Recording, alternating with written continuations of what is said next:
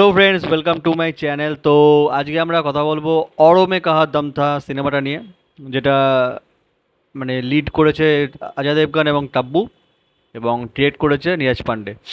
তো অজয় দেবগন আর টাব্বু লিড করে যেটা বলা ভুল, আমার কোথাও যেন মনে হচ্ছে, এটা বলতে ইচ্ছা করছে যে শান্তনু আর সাই মাঞ্জরেকর এটা লিড করেছে, আর অজয় দেবগন এবং টাব্বু তার সাইড অ্যাক্ট্রেস, এরা অ্যাক্টর অ্যাক্ট্রেস, এরকমই আমার মনে হচ্ছে।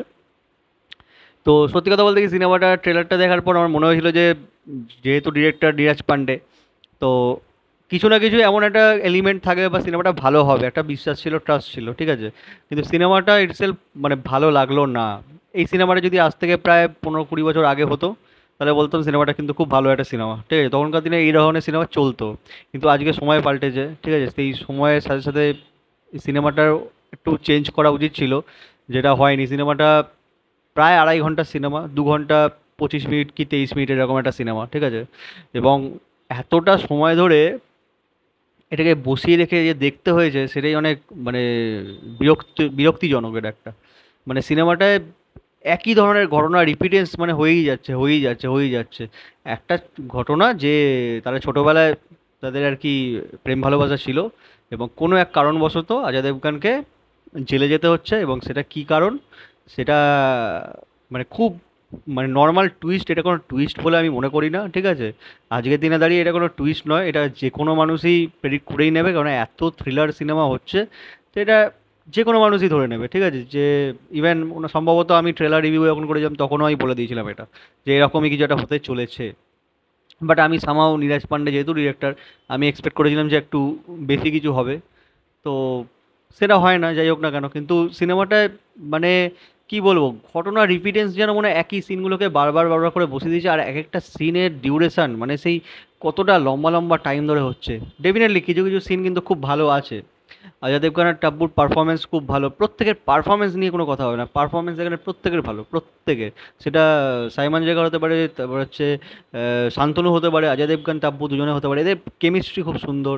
ইভেন এদের ছেলেবেলা যখন এরা করেছিল তাদের সময় মানে ওই প্রেমটাও দেখতে খুব সুন্দর লেগেছে, ঠিক আছে। জিমি সেরগিল খুব কম পোর্শন আছে শেষের দিকে, আম, তার জায়গাটাও ভালো ডেফিনেটলি।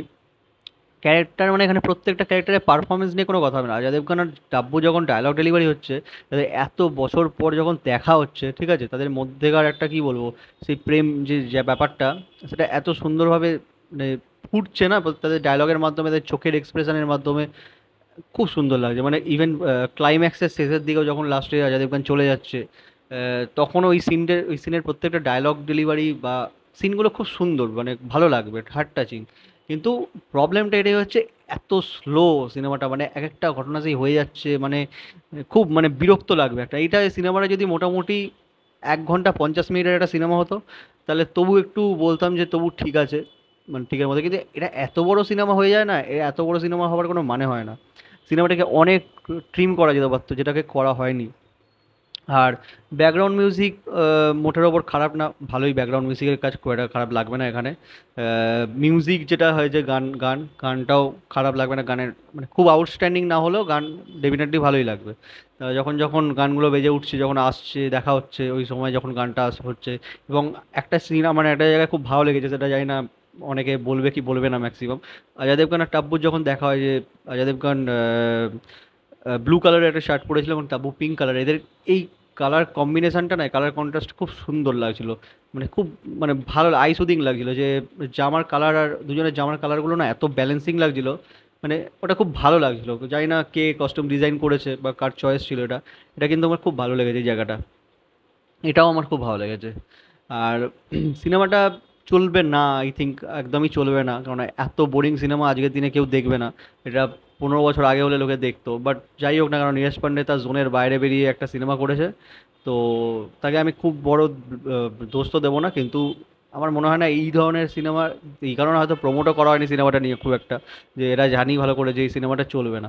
কারণ এই সিনেমাটা সব থেকে পয়েন্ট হচ্ছে কি, 1-1.5 ঘন্টা ধরে তাদের ছেলেবেলার প্রেমটাকে দেখিয়ে গেছে।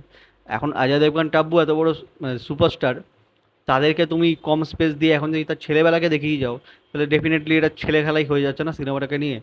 তো সিনেমাটা আমার খুব একটা ভালো লাগেনি, তো তোমাদের ভালো লাগলেও লাগতে পারে বা নাও লাগতে পারে। তো এই কারণেই হয়তো চলছে না, কারণ ওয়ার্ড অফ মাউথ একদম খারাপ। তো তোমার যদি একবার ইচ্ছা হয় তাহলে দেখতে পারো সিনেমাটা। আমার মনে হয় না খুব একটা ভালো লাগবে। তো যাই হোক, ভিডিওটা যদি ভালো লেগে থাকে চ্যানেলটা সাবস্ক্রাইব করো আর ভিডিওটাকে লাইক করো। Thank you.